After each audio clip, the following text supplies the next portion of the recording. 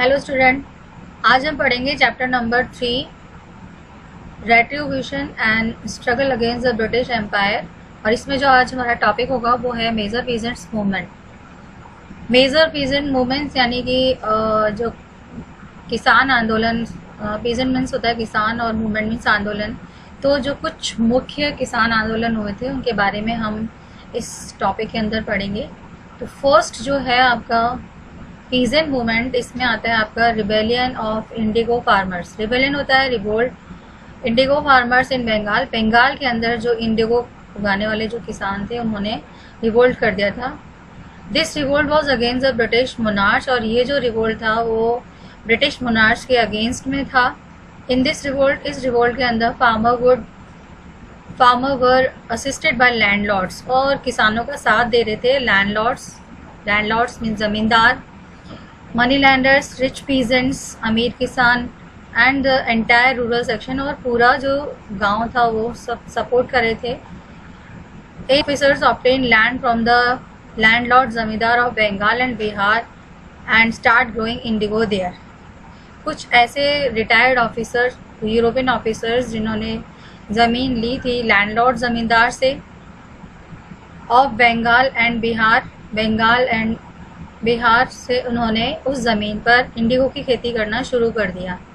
They force the farmers, और उन्होंने किसानों को फोर्स किया या उन पर दबाव बनाया कि वो इंडिगो की खेती करें। इन सच कंडीशन, ऐसी कंडीशन के अंदर which were absolutely unfavourable for the farmers, जो कि किसानों के लिए बिल्कुल भी उपयोगी नहीं थी।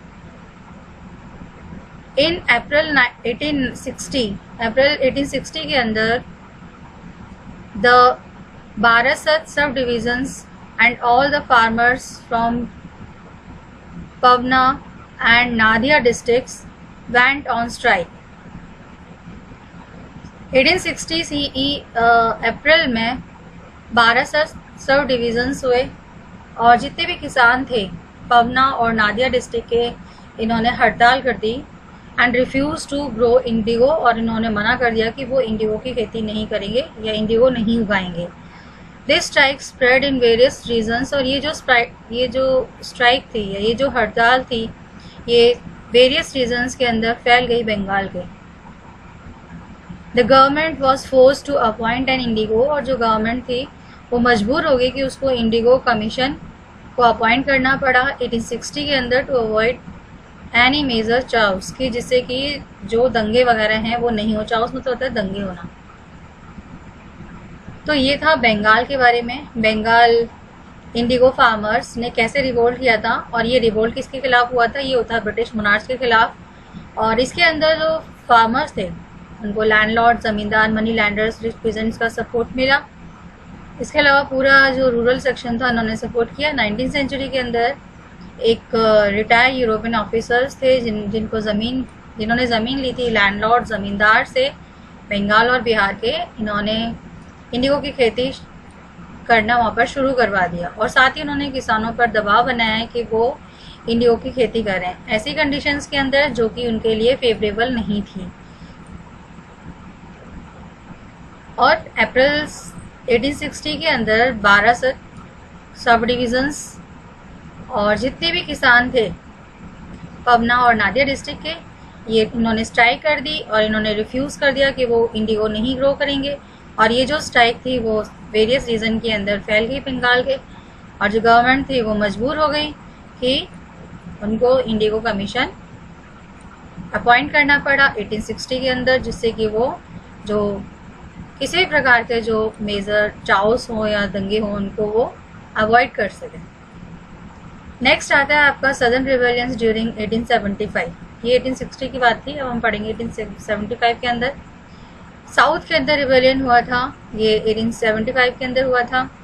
द मेजर कॉज, और इसका जो मेजर कॉज था इस रिवोल्यूशन का वो था include the excessive land revenue.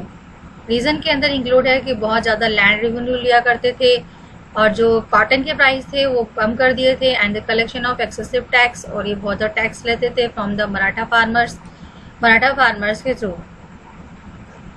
The Marwari and Gujarati money landers manipulate the account, और जो मारवाड़ी और गुजराती मनी लैंडर्स थे, ये अकाउंट को मैनिपुलेट करते, मैनिपुलेट मतलब गलत सलत बही खाता बना देना, लालच की वजह से, due to greed, and got the signature of illiterate farmers, और जो अनपढ़ किसान हुआ करते थे उनसे ये उनके दस्तखत या साइन ले लिया करते थे, थ्रू विच जिससे कि वो सिविल कोर्ट के अंदर शो किया करते थे और वो उनके फेवर में हुआ करता था, क्योंकि वो अनपढ़ किसानों से सिग्नेचर कराते थे और उस पेपर्स के अंदर या जो भी उन्होंने अकाउंट तैयार किया है उसके अंदर वो ज़मीन वो अपने नाम दिखाते थे। These money lenders and farmers used to get disposed from their land, और इन मनी लेंडर्स की वजह से जो किसान थे उनको उनकी ज़मीनों से बेदखल कर दिया जाता था। डिस्पोज मतलब बेदखल कर देना। इन 1875 में farmers attack the houses and shops of landlords.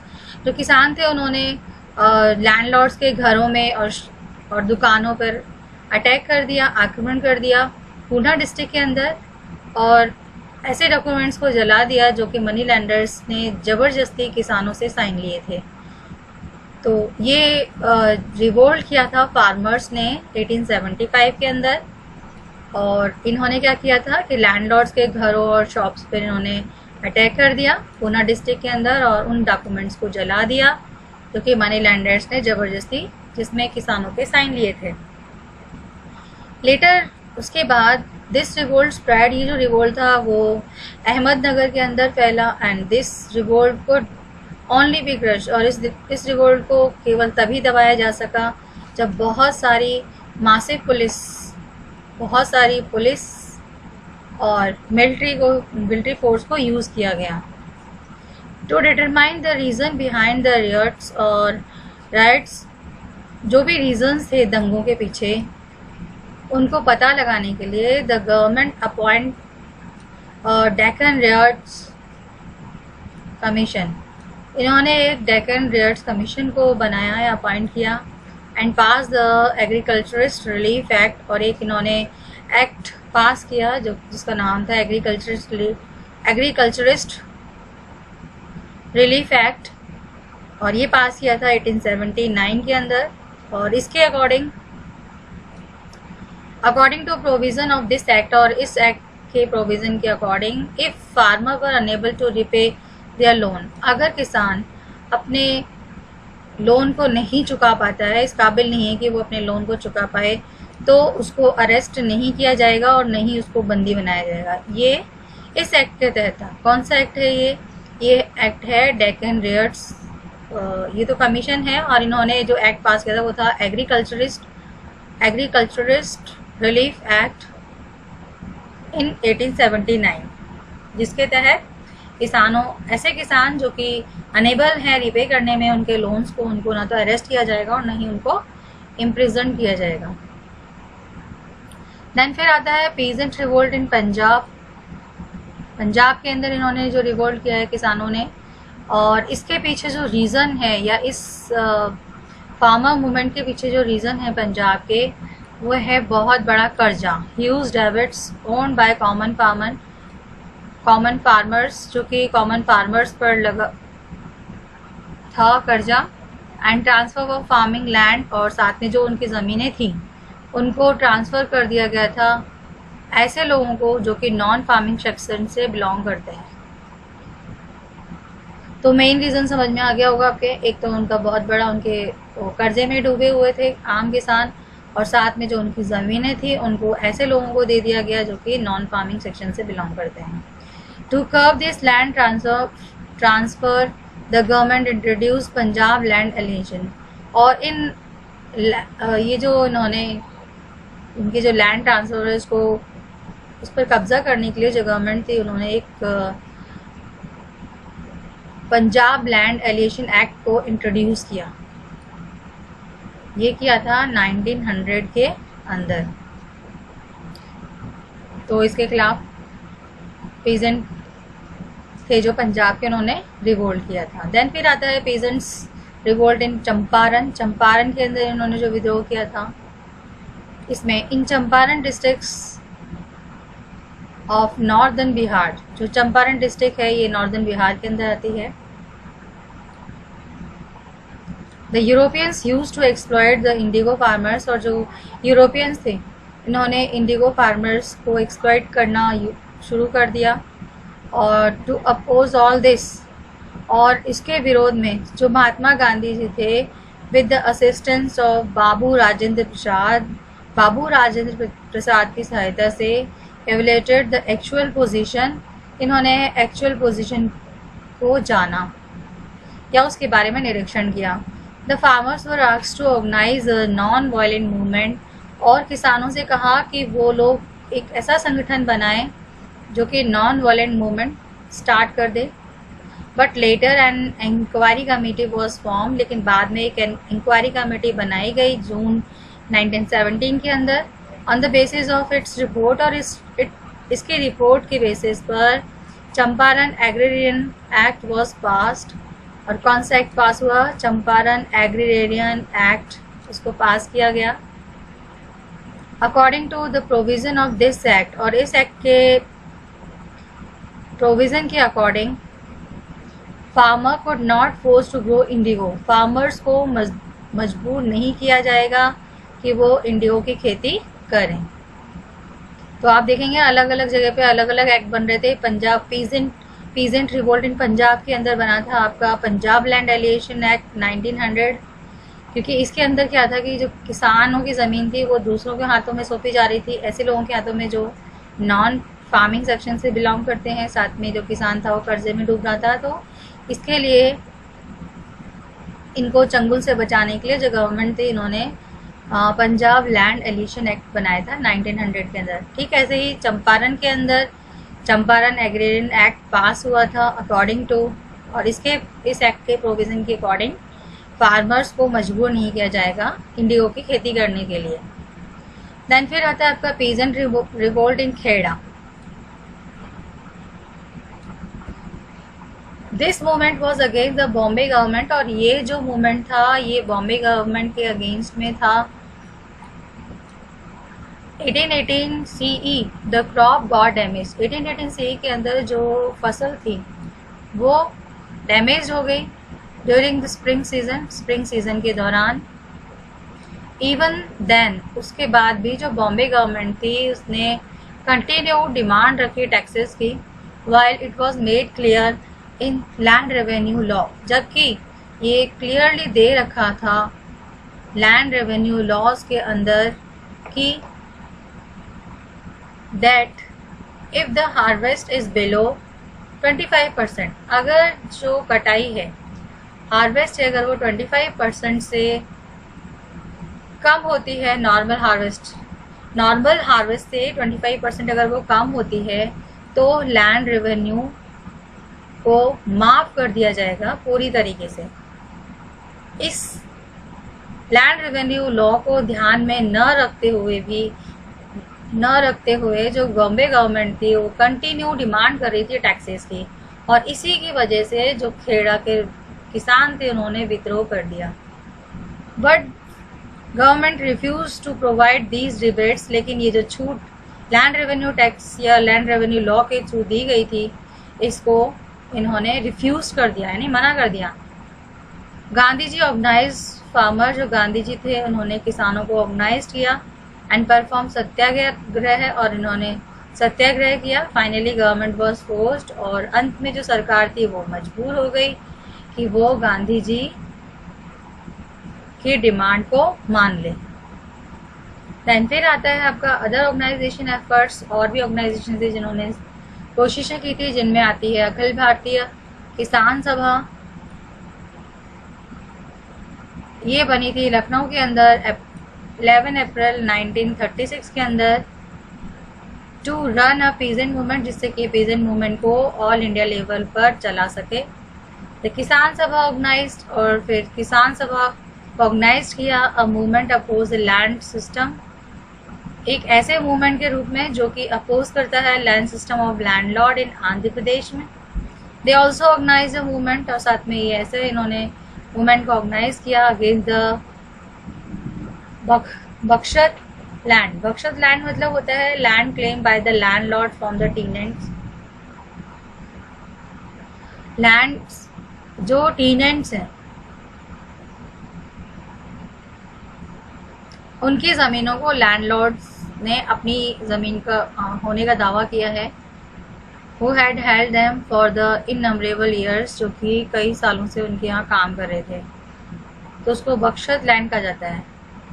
Land claim by the landlords from tenants who had held them for innumerable years. In 1936 in Bihar के अंदर ये सिचुएशन थी। इन ऑन 18 अक्टूबर 1937 के अंदर the farmer assemblies celebrated the farmer day.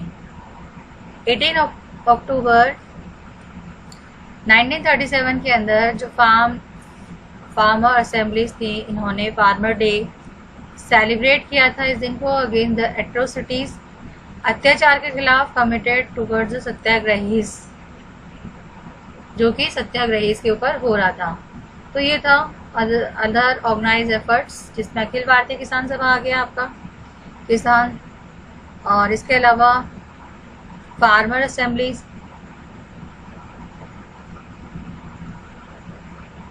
Then ये था आपका पूरा peasant movement.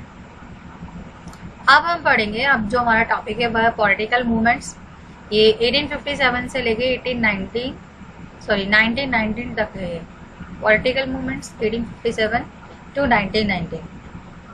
After the failure of freedom struggle 1857 के स्ट्रगल के फेल होने के बाद the leadership of the freedom struggle came in the hand of the modern educated landlords.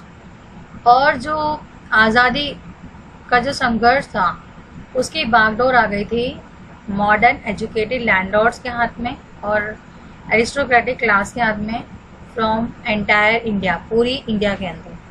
The section use to give reminder letter, और ये जो section था इसने एक रिमाइंडर लेटर दिया and applications to the parliament को to get their demand fulfil, जिससे कि वो उनकी डिमांड को पूरा कर सकें।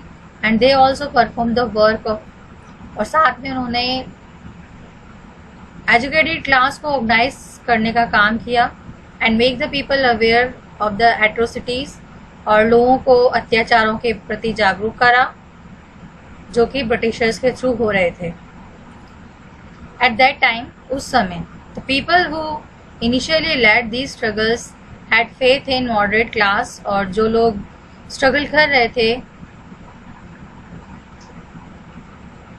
The people who initially led these struggles, और कुछ लोग जो थे जो इनका विरोध भी कर रहे थे, had faith in the moderate class from England.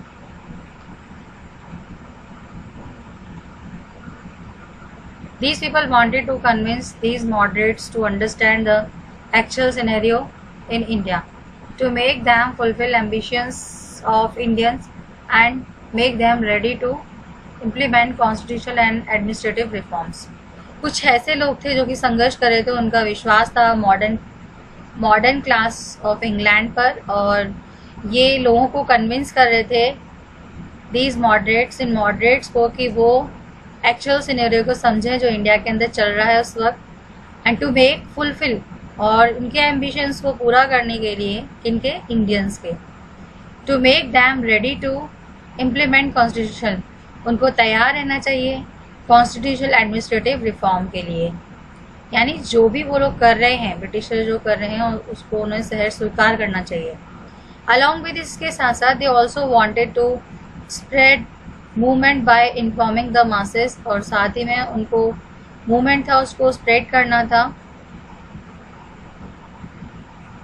Bye informing the masses. Masses मतलब होता है बहुत सारे लोग या भीड़, तो लोगों को इन्फॉर्म करना किससे related, exploitation and atrocities being committed by the Britishers, जो शोषण हो रहा था, उनका मिसयूज हो रहा था, या उन पर जो अत्याचार हो रहे थे एट्रोसिटीज ब्रिटिशर्स के थ्रू, उसके बारे में लोगों को इन्फॉर्म करना। एंड टू ऑर्गेनाइज पीपल, और लोगों को इकट्ठा करना, संगठित करना फ्रॉम ऑल द पार्ट्स, पूरे पार्ट से, सेक्शन से, and religion of the country.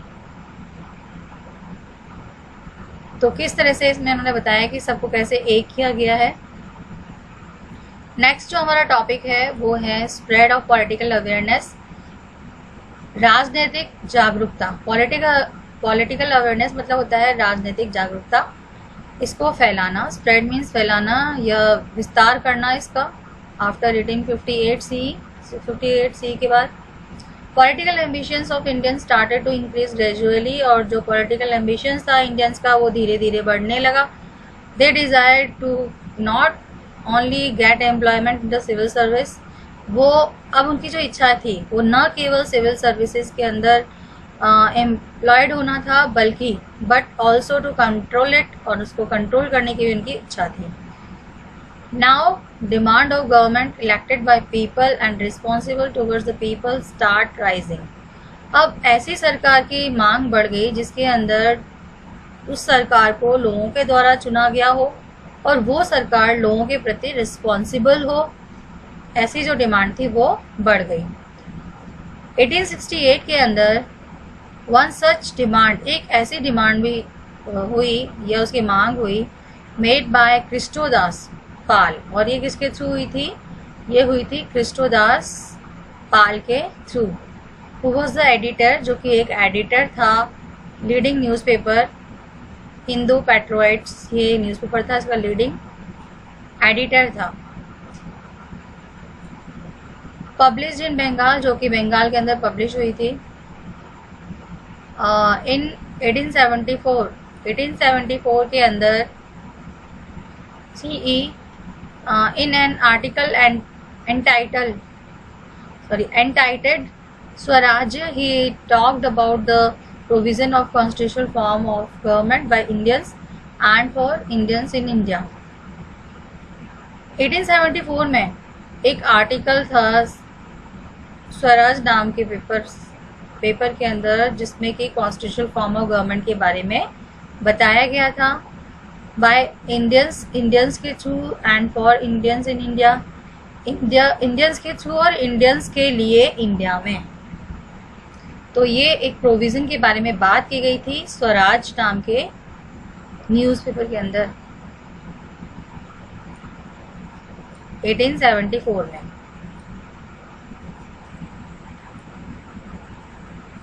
The political organisations which were present, और जो पॉलिटिकल ऑर्गेनाइजेशन जो प्रेजेंट थी इंडिया के अंदर at that time, were not ready for this type of progressive demand. जो राजनीतिक संगठन हुआ करता था जो उस वक्त प्रेजेंट था इंडिया के अंदर, वो तैयार नहीं था इस प्रकार की प्रोग्रेसिव डिमांड के लिए, यानी वो उनकी मांगों को पूरा नहीं करना चाहता था। And struggle to achieve it, और उसको पाने के लिए स्ट्रगल हुआ।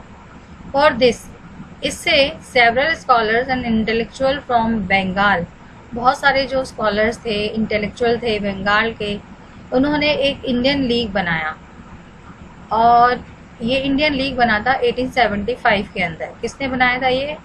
Several scholars and intellectual from Bengal formed an Indian leagues in 1875, और इसका जो ऑब्जेक्टिव था was to induct the feeling of nationalism, लोगों के अंदर राष्ट्रवाद की भावना को भरना और साथ में ही राजनीतिक जागरूकता फैलाना इंडियंस के बीच में। This was the first political organisation, ये पहली पॉलिटिकल ऑर्गेनाइजेशन बनी। This was the first political, ये पहली पॉलिटिकल ऑर्गेनाइजेशन बनी थी which had been through public awareness, जो कि पब्लिक अवेयरनेस के थ्रू बनी थी। तो ये था आपका पॉलिटिकल मूवमेंट जो हुए थे 1857 और 1919 के बीच में। देन फिर आता है आपका Indian association. This association was formed under the leadership of Surendranath Banerjee, और ये जो एसोसिएशन था इसको बनाया गया था सुरेंद्र नाथ बनर्जी की लीडरशिप के अंदर 1876 CE में इन इल्बर्ट हॉल जो कैलकाटा के अंदर है। अराउंड 800 डेलीगेट्स, लगभग 800 डेलीगेट्स ने पार्टिसिपेट किया था इस घटना के अंदर। And where it was decided, जहाँ पर ये डिसाइड कर लिया गया था दैट ऑर्गेनाइजेशन विल फॉर्म, कि जो ऑर्गेनाइजेशन है उसको बनाया जाएगा, एक ऐसा फॉर्म बना जाएगा लोगों का विद सिमिलर पॉलिटिकल बिलीफ, जिनके कि एक जैसे पॉलिटिकल विश्वास हैं, बिलीफ हैं, and will organise the common people, और जो लोगों को संगठित कर सकते हैं। तो इस प्रकार का एक उनको पॉलिटिकल ऑर्गेनाइजेशन बनानी थी। उन्होंने डिसाइड किया था कि ऐसी ऑर्गेनाइजेशन बनाएंगे जिसमें कि लोगों के एक जैसे बिलीफ होंगे और ये जो ऑर्गेनाइजेशन है वो कॉमन पीपल से बनेगी। इंडियन नेशनल कांग्रेस, क्वेश्चन पूछा जाता है इंडियन नेशनल कांग्रेस कब बनी थी और क्यों बनी थी। तो इसका रीज़न ये है कि Indian National Congress was the outcome of political development. ये पॉलिटिकल डेवलपमेंट की वजह से बनी थी विच टुक प्लेस इन इंडिया, और ये इंडिया के अंदर 1858 के बाद इसको बनाया गया था। इट वॉज फॉर्म्ड, और इसको बनाने वाले जो थे वो थे Allan Octavian Hume. National Congress, Indian National Congress के जो संस्थापक हम कह सकते हैं, इनको बनाने वाले वो थे एलन ऑक्टावियन ह्यूम। ये थे एक retired British officer of Indian civil service. Indian civil service से रिटायर एक ब्रिटिश ऑफिसर थे जिन्होंने कि इंडियन नेशनल कांग्रेस को बनाया था। और जो इसका ऑब्जेक्टिव था वो था ब्रिटिश गवर्नमेंट का its formation was to determine and gathered information, कि इन सबको इकट्ठा किया जाए और साथ में जो इनकी इंफॉर्मेशन है, इनके दिमाग में क्या चल रहा है उसके बारे में, इनके दिमाग में, इंडियंस के दिमाग में, उसके बारे में ब्रिटिशर्स को पता चल जाए। And to form such an association, और एक ऐसा संगठन बनाया जाए जिससे कि जो पॉलिटिकल लीडर्स हैं इनको मौका मिले मीटिंग करने का एंड एक्सप्रेसिंग देयर एंगर्स, अपने गुस्से को प्रकट करने का, and that the British government, और जिससे कि जो ब्रिटिश गवर्नमेंट है वो अपने आप को बचा सके, making influential efforts to the force out from the country, क्योंकि उस समय ब्रिटिशर्स को निकालने की बात चल रही थी। और इसीलिए जो ब्रिटिश ऑफिसर थे एलन ऑक्टावियन ह्यूम, इन्होंने इंडियन नेशनल कांग्रेस को बनाया था जिससे कि इंडियंस के दिमाग में क्या चल रहा है उसके बारे में इन लोगों को पता चल सके और वो कुछ समय और इंडिया के अंदर रह सके और वो अपने आप को बचा सकें इंडिया से बाहर जाने से। ऑन 28 दिसंबर 1885 CE के अंदर इनकी पहली मीटिंग हुई थी, फर्स्ट मीटिंग हुई थी गोकुल दास तेजपाल संस्कृत कॉलेज में बॉम्बे। और ये जो मीटिंग हुई थी वो under the presidentship of Womesh Chandra Banerjee. Meeting के जो प्रेसिडेंट थे वो थे व्योमेश चंद्र बनर्जी, और इसके अंदर 72 रिप्रेजेंटेटिव्स ने पार्टिसिपेट किया था और 4 ऑब्जेक्टिव्स बिहाइंड द फॉर्मेशन, और इसको बनाने के पीछे 4 रीजंस थे जो कि हाईलाइट किए गए नीचे। फर्स्ट जो था to give an opportunity of the mutual interaction of people, और लोगों को मौका मिलना चाहिए म्यूचुअल इंटरेक्शन का टू द पीपल से who were employed in the causes of nation development, जो लोग एम्प्लॉयड हैं इन द कॉज ऑफ राष्ट्र के भलाई के लिए। To give an opportunities interaction का लोगों को, जो ऐसे लोग जो कि नेशनल डेवलपमेंट करना चाहते हैं या नेशनल डेवलपमेंट के कारण। डिस्कस द प्रोग्राम, और उसके बाद discussing the programme of upcoming years, और इसमें जो लोग हैं वो आने वाले सालों में वो क्या प्रोग्राम बनाने वाले हैं उसके बारे में डिस्कशन करें। Keeping full faith and loyalty, और पूरा विश्वास रखें ब्रिटिश एम्पायर के प्रति। And opposing the governmental work, और जो सरकारी जो काम है उनका विरोध करके, which are perform against the principle frame by the parliament of England. और ये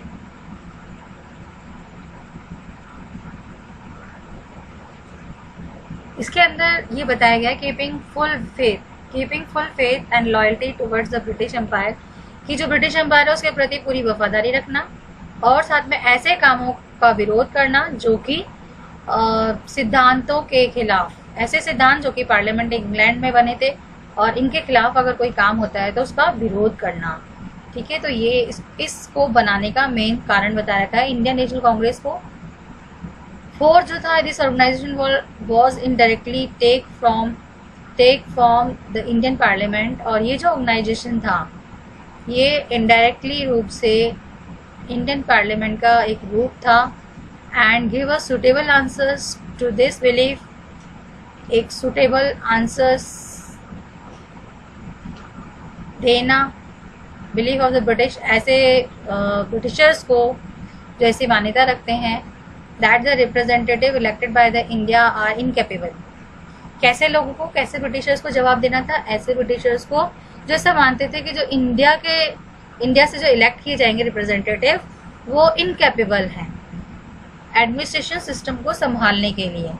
तो वो ये शो कर रहे थे ब्रिटिशर्स की जो इंडियन से वो इनकेपेबल हैं, वो इतने बड़े साम्राज्य को नहीं संभाल सकते हैं और इस एडमिनिस्ट्रेशन सिस्टम को चलाने के लिए ब्रिटिशर्स की ज़रूरत है। The period of Congress can be divided two, और ये ऐसा समय था जिसमें कांग्रेस के दो टुकड़े हो गए थे, दो फेजेस में बट गया था। जो फर्स्ट फेज था वो था इनका 1885 से लेके 1890, और इसको हम जानते हैं मॉडरेट पॉलिटिकल के नाम से या पॉलिटिकल बैगरी के नाम से। बैगरी मतलब होता है भीख मांगना, यानी कि इसका मतलब क्या हुआ कि हमें राजनीति में जाना है, उसके लिए भी भीख मांगनी पड़ रही है। द सेकेंड फेज और जो दूसरा चरण था ये था 1905 से 1919 का। इसको याद किया जाता है, is regarded as a period of extremist. ये एक्सट्रीमिस्ट पीरियड के नाम से इसको जाना जाता है क्योंकि जो यहाँ एक्सट्रीमिस्ट पॉलिटिक्स के नाम से जाना जाता है। मॉडरेट थे वो हाथ जोड़ने में विश्वास करते थे, प्रेम पूर्वक बोलने में विश्वास करते थे, लेकिन जो एक्सट्रीमिस्ट थे वो ऐसा कहते थे कि ये जो ब्रिटिशर्स वो ऐसे नहीं जाएंगे, इनके लिए इनको इनकी तरह ही जवाब देना पड़ेगा। इन द कांग्रेस के अंदर मॉडरेट लीडर्स में कौन कौन आता है? कांग्रेस में तो कांग्रेस दो भागों में बढ़ गई थी, मॉडरेट एंड एक्सट्रीमिस्ट के अंदर। और मॉडरेट लीडर्स में आते थे दादा भाई Naoroji, Firoz Shah Mehta, Deendayal Bachcha, Womesh Chandra Banerjee, Surendranath Banerjee. Dominated the horizon, political horizon of Congress, और ये पॉलिटिकल हॉरिजन ऑफ कांग्रेस पर ये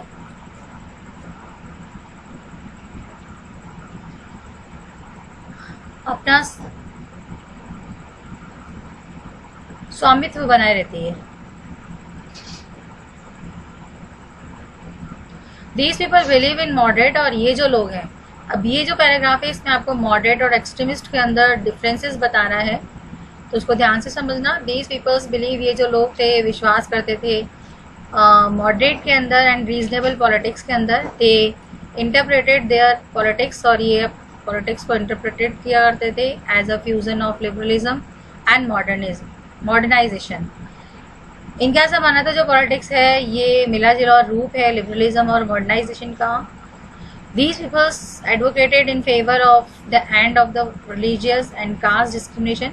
ये जो लोग थे ये वकालत करते थे किसके लिए कि जो रिलीजियस एंड कास्ट डिस्क्रिमिनेशन है इनको ख़त्म किया जाए। इक्वलिटी ऑफ ऑल ह्यूमन, सारे ह्यूमन्स हैं जो समान हैं। इक्वलिटी बिफोर लॉ, लॉ के सामने भी सभी बराबर हैं। एक्सटेंशन ऑफ सिविल लिबर्टीज़, और जो सिविल लिबर्टीज़ हैं इनको बढ़ाना चाहिए of the masses and development of representative organisation, और जो रिप्रेजेंटेटिव ऑर्गेनाइजेशन है इनका विकास होना चाहिए। In this period there was domination of wealthy, और ये वो समय था जिस समय वेल्दी, मिडिल और income group intellectual were which intellectual wealthy यानी पैसे वाले, मिडिल इनकम ग्रुप या इंटेलेक्चुअल जिनके अंदर इंक्लूड होते थे doctor, engineer, journalist and lecturers on Congress.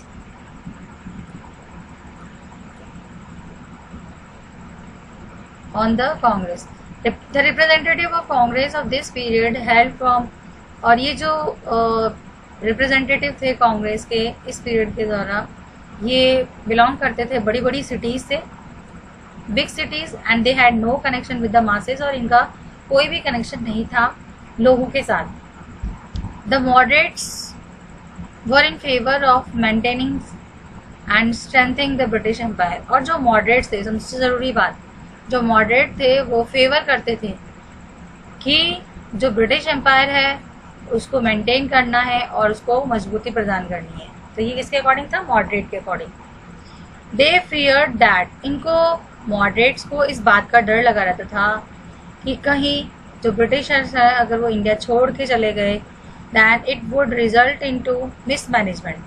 Britishers के इंडिया छोड़ देने के बाद मिसमैनेजमेंट की स्थिति बन सकती है। Colonial rule was a symbol of peace, और जो कॉलोनियल रूल है ये एक symbol of peace in system है।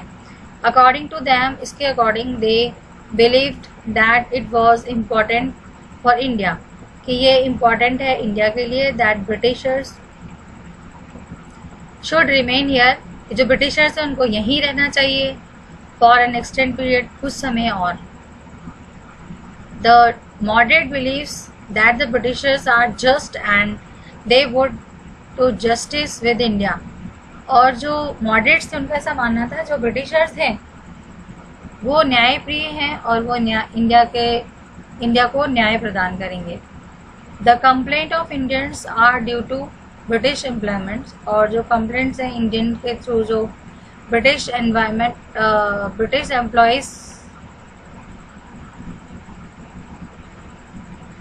ब्रिटिश एम्प्लॉयज और because the Britishers do not have complete knowledge, और जो कंप्लेंट्स थी इंडियंस की ब्रिटिश एम्प्लॉयज के प्रति वो इसलिए थी क्योंकि जो ब्रिटिशर्स थे उनको पूरी जानकारी नहीं थी उनकी समस्याओं की। दिस वॉज द रीज़न, और यही रीज़न था that moderate give more attention, जो मॉडरेट्स थे उनको ज़्यादा अटेंशन देना पड़ता था। एंड इन दिस पीरियड, और इस पीरियड के दौरान the Congress did not demand independence, और इस पीरियड के दौरान कांग्रेस थी वो नहीं मांग कर रही थी इंडिया के आज़ाद होने के लिए, rather they just demand for certain concession. इसके बदले में जो मॉडरेट्स थे वो कुछ कंसेशन मांग रहे थे। तो ये फर्स्ट फेज के अंदर बताया कि क्या हुआ था, किस प्रकार से मॉडरेट रीजन या मॉडरेट जो लोग थे वो किस प्रकार के थे वो इसमें आपको बताएं। तो ये कैसे थे, जो ब्रिटिशर्स को चाहते थे ब्रिटिशर्स अगर यहाँ से चले गए तो इंडिया में मिसमैनेजमेंट हो जाएगा, और ये लोग चाहते थे कि ब्रिटिशर्स यहाँ कुछ रहें और हम लोग इन जो रिप्रेजेंटेटिव हैं वो इनके होने चाहिए। तो ये मॉडरेट्स के बारे में दिया गया है। तो ये फर्स्ट फेज था। फर्स्ट फेज यानी कि जो आपका कांग्रेस पार्टी थी जो 2 पार्ट्स के अंदर डिवाइडेड थी, तो फर्स्ट फेज में ये मॉडरेट्स आए। देन सेकेंड फेज था, जो second phase beginning of the extremist का बिगन हुआ, यानी जो एक्सट्रीमिस्ट थे वो स्टार्ट हो गए सेकेंड फेज के दौरान। तो अब आप ही समझो कि मॉडरेट कौन होते हैं। मॉडरेट वो होते हैं जो ब्रिटिशर्स की जी हजूरी करते हैं, या हम कह सकते हैं जो हाथ जोड़ने में और नम्रता में अपना कि भाई ब्रिटिशर्स के प्रति नम्र होना चाहिए, ऐसे लोग थे मॉडरेट। और जो एक्सट्रीमिस्ट थे वो ये कहते थे कि ब्रिटिशर्स इतने सीधे नहीं हैं, ये इतने आराम से यहाँ से नहीं जाएंगे, इनको जाने के लिए, इनको निकालने के लिए हमें कुछ ना कुछ करना पड़ेगा, इनके खिलाफ जाना पड़ेगा। During the end of 19th century के एंड तक, the beginning of 20th century, और जब 20th सेंचुरी की बिगनिंग हो गई थी, द इन्फ्लुएंस ऑफ पीपल, लोगों का जो प्रभाव था with the extremist point of view began to increase in Congress. Extremist point of views से रिलेटेड जो कांग्रेस के अंदर था वो धीरे धीरे बढ़ना शुरू हो गया।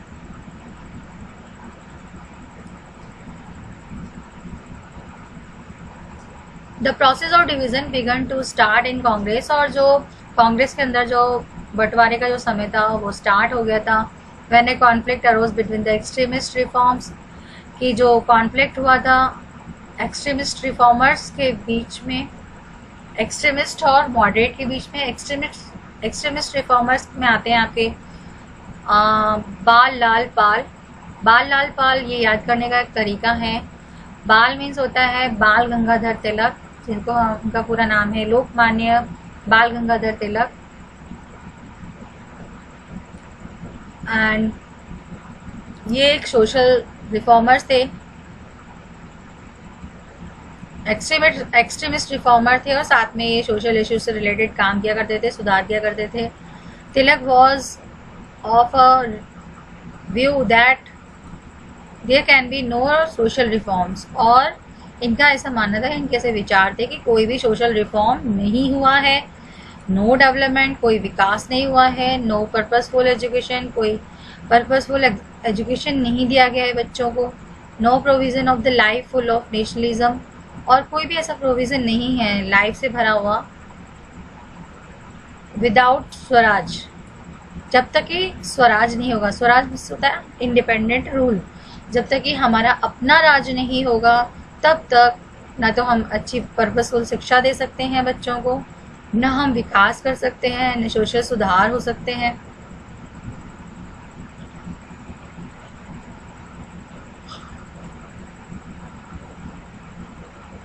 फोर मेन कांग्रेस लीडर्स, और इसमें जो 4 मेन कांग्रेस लीडर थे वो पहले तो आपने पढ़ ही लिया, लोकमान्य बाल गंगाधर तिलक हो गए।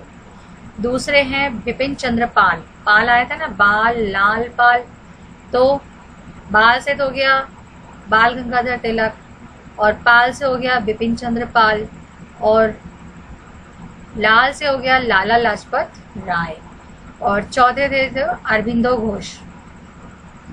ये कौन थे? एक्सट्रीमिस्ट। आपसे बोर्ड में पूछा जाता है एक्सट्रीमिस्ट लीडर के नाम लिखिए या मॉडरेट लीडर के नाम लिखिए, तो ये आपको पता होना चाहिए, या डिफरेंसेस पूछे जाते हैं तो आपको बताना पड़ता है, ये पॉइंट भी इंक्लूड होगा।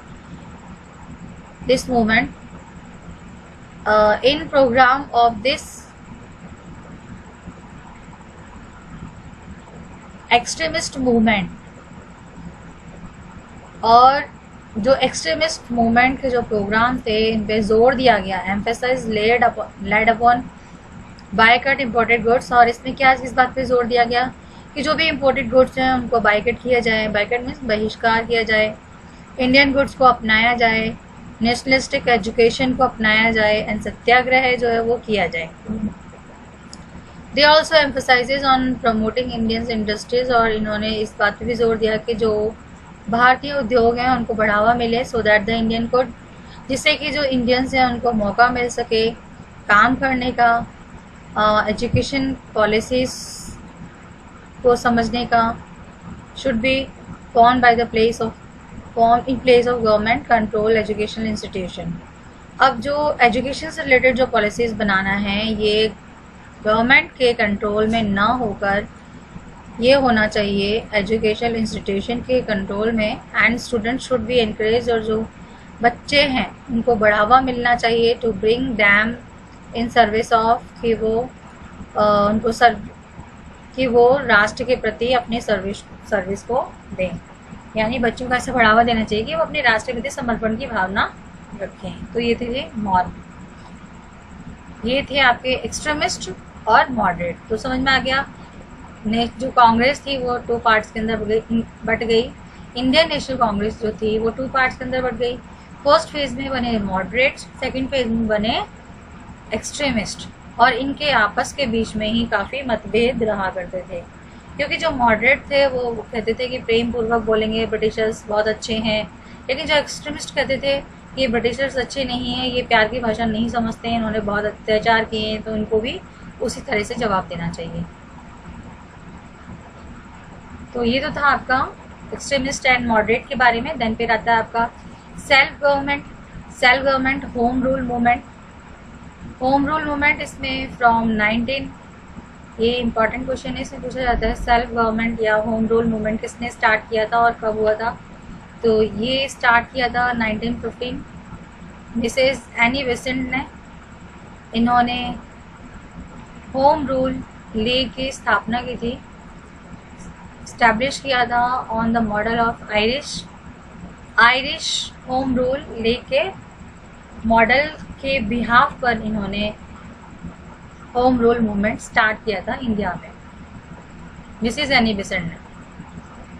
इन 1916 के अंदर बाल गंगाधर तिलक स्टैब्लिश, जो बाल गंगाधर तिलक थे इन्होंने होम रूल लीग को स्टैब्लिश किया पूना के अंदर with the organization used of Bengal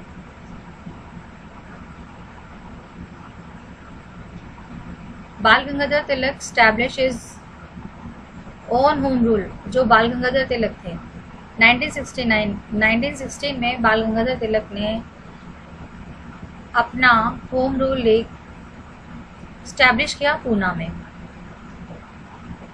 both the organization, दोनों ही organizations use to work in coordination, दोनों ही ऑर्गेनाइजेशंस एक दूसरे के साथ मिलकर काम करते थे, कोऑर्डिनेशन के साथ वर्क किया करते थे।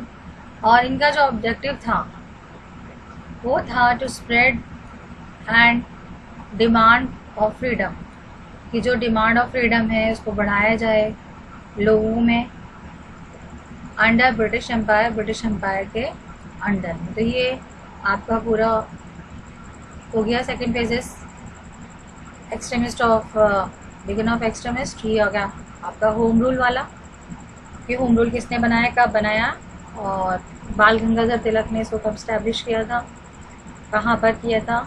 तो ये किया था बाल गंगाधर तिलक ने 1916 में। कहाँ पर किया था? पूना के अंदर।